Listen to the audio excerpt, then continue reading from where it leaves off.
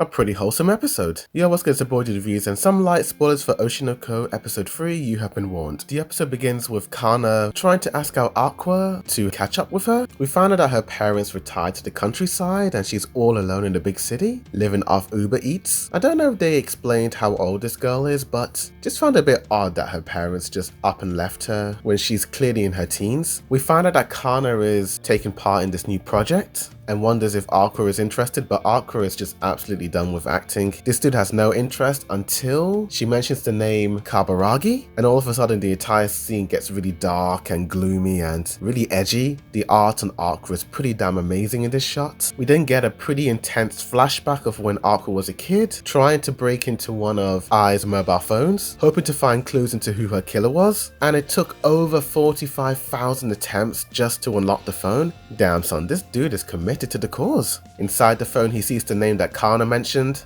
and immediately agrees to join her new project. Although he answers that at a pretty funny time when Kana mentions that the male lead has a girlish face, making her believe that Aqua is interested in this dude with the girlish face. Ruby thinks that Aqua is interested in the role because he thinks that he wants to honor his mother's dreams of the two of them being an idol and an actor, but the dude has no interest in that at all. He just wants to find out who was involved in Ai's death. I love the scene where Ruby is super critical on one of the TV shows that Kana was in. The way she talks and criticizes the TV show and how it compares to the manga series reminds me a whole lot of movie, TV and anime reviewers. But damn, she's a pretty damn honest critic. The episode also showed us how much Kana grew from the time she was a kid to now. Back in the old days, she flaunted her acting abilities and didn't treat people with respect back in the days, and because of that she got less and less job offers. Good communication skills and giving people a reason to hire you besides your good acting was a key step for her to be successful in the entertainment industry. Later on in the episode we get to see Aqua and Kana on set of Kana's new project, and some of the actors there are pretty damn cold and have quite a bad attitude towards some people. Seeing this dude with purple hair walking past Kana and Aqua made me realize that Kana could have been like this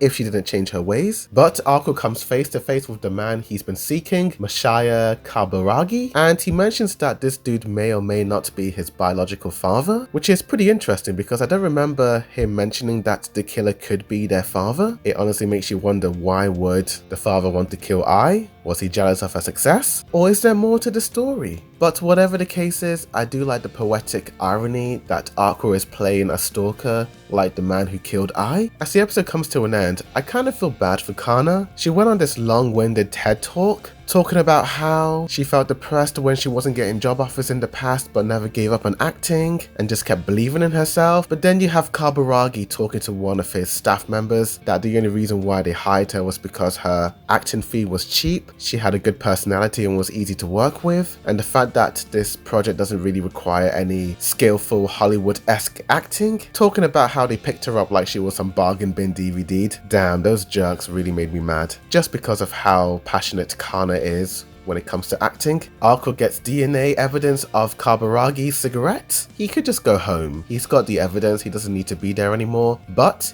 he's willing to give this acting job a chance. It's pretty funny that for the majority of the episode he kept going on and on about how he's done with acting, how acting was never his thing, but yet he wants to give this acting job a chance. But that's how the episode ends. A pretty chilled episode overall. I liked how last episode focused on Ruby and this episode focused on Kana, so it got me wondering if next week's episode will focus on another character. Who knows, but I'll give this episode a 7 out of 10 and a B. Tell me in the comments down below what you guys thought of this episode. Do you like it? Do you hate it? Like for more anime reactions, reviews, comparisons, breakdowns, rankings and more. But thank you for watching, and as always, a boy to the review signing out.